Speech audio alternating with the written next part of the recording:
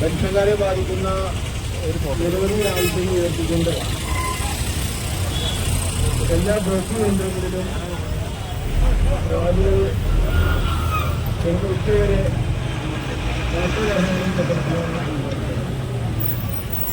തുടർന്ന് കഴിഞ്ഞ 13-ാം തീയതി വരുന്ന ജില്ലാ കമ്മിറ്റിയും അതിനുശേഷം ചേർന്ന ബ്ലോക്ക് യൂണിറ്റ് കമ്മിറ്റികളുമെല്ലാം ഈ ധർണ വിജയിപ്പിക്കുന്നതിന് വേണ്ടിയുള്ള പ്രവർത്തനങ്ങൾ തീരുമാനിക്കുകയും ഇത് സംബന്ധമായ ഡിമാൻഡുകൾ ഉൾക്കൊള്ളുന്ന നോട്ടീസ് പെൻഷൻകാരിൽ എത്തിച്ച് ഈ ധർണ വിജയിപ്പിക്കേണ്ടതിന്റെ ആവശ്യകതയെല്ലാം ബോധ്യപ്പെടുത്തുന്നതിന്റെ അടിസ്ഥാനത്തിലാണ് ഇന്ന് കേരളത്തിലുടനീളം ഇതുപോലെയുള്ള കൂട്ടധർണകൾ നടക്കുന്നത്. ഈ ധർണയ്ക്ക് ആധാരമായി Kerala state service pensions union ഉന്നയിക്കുന്ന പ്രധാനപ്പെട്ട ഡിമാൻഡ് സർവീസ് പെൻഷൻകാരുടെ 5 വർഷം കൂടുമ്പോൾ പെൻഷൻ പരിഷ്കരിക്കുന്ന തത്വമനുസരിച്ച് ഈ ജൂലൈ 1 മുതൽ പെൻഷൻകാരുടെ പെൻഷൻ പരിഷ്കരിക്കുന്നതിനുള്ള അടിയന്തര നടപടികൾ സ്വീകരിക്കാമെന്നുള്ളതാണ്. അതോടൊപ്പം കഴിഞ്ഞ 5 വർഷം മുമ്പ് പരിഷ്കരിച്ച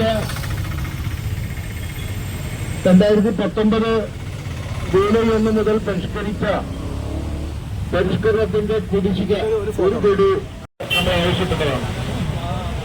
അതിന്റെ ആ ആവശ്യം നടത്തിയെടുത്തുകൊണ്ട്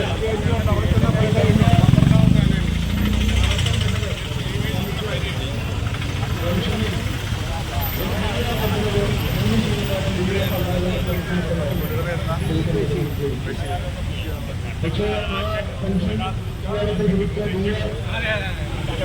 കുടിശ്ശിക ഒരു പിടി അത് മുൻകാലങ്ങളിലുള്ള ജീവനക്കാർക്കും അധ്യാപകർക്കും നൽകുന്നതിനും 1 മാസം മുമ്പ് പെൻഷൻകാർക്ക് DR കുടിശ്ശിക കഴിഞ്ഞ പെൻഷൻ പരിഷ്കരണത്തിന്റെ കുടിശ്ശിക അനുവദിക്കുക, DR കുടിശ്ശിക അനുവദിക്കുക തുടങ്ങിയ ആവശ്യങ്ങളാണ് ഉയർത്തുമ്പോൾ ഇന്ന് പെൻഷൻ ഒരു തർക്ക പ്രശ്നമാക്കി മാറ്റിക്കൊണ്ട് ഈ പെൻഷൻ തന്നെ അട്ടിമറിക്കാനുള്ള നീക്കം നമ്മുടെ രാജ്യത്തും നമ്മുടെ സംസ്ഥാനത്തും നടക്കുന്നൊരു സാഹചര്യമുണ്ട് എന്നുള്ള വസ്തുത നാം മനസ്സിലാക്കേണ്ടതുണ്ട്.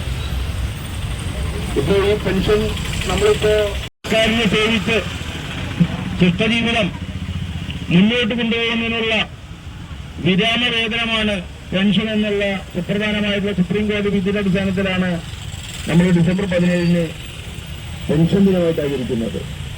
പക്ഷേ അതെല്ലാം മറന്നുകൊണ്ട് മാറ്റിവെച്ചുകൊണ്ട് ആ സുപ്രീം വിധിയെല്ലാം മറികടന്നുകൊണ്ടാണ് നമ്മുടെ സംസ്ഥാനത്ത് കോൺട്രിബ്യൂട്ടറി പെൻഷൻ സമ്പ്രദായം ഏർപ്പെടുത്തിയത്.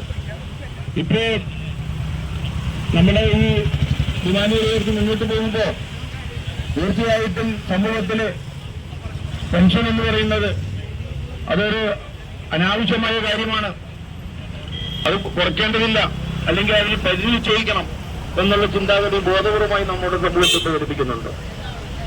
ഇന്ന് നമ്മുടെ സംസ്ഥാന സിവിൽ സർവീസിൽ നല്ലൊരു ശതമാനം ജീവനക്കാരും ജോലിക്ക് വരുമ്പോൾ ഇതിനേക്കാളും ഉയർന്ന ശമ്പളമുള്ള ജോലി ലഭിച്ചിട്ട് പോലും അത് വേണ്ടെന്ന് വെച്ച് സംസ്ഥാന സിവിൽ സർവീസിലേക്ക് വരുന്നതിനൊരു കാരണം സാധ്യതയുടെ പെൻഷൻ ലഭിക്കും. റിട്ടയർമെന്റിന് ശേഷം മാന്യമായ ഒരു പെൻഷൻ നമുക്ക് ലഭിക്കുമെന്ന വിശ്വാസത്തിന്റെ അടിസ്ഥാനത്തിലാണ് ഇതിനേക്കാളും ഉയർന്ന ശമ്പളം ലഭിക്കുമായിരുന്ന സംസ്ഥാന സിവിൽ സർവീസ് കണ്ടെത്തുന്നത്. അങ്ങനെയുള്ള പെൻഷൻകാരെയാണ് അവരുടെ ആനുകൂല്യങ്ങൾ നൽകാതെ ഗവൺമെന്റുകൾ മുന്നോട്ട് പോകുന്നത്. അത്തരമൊരു സാഹചര്യത്തിൽ ഇപ്പോ 1/7/2024 മുതൽ പെൻഷൻ പരിഷ്കരിക്കണമെന്ന്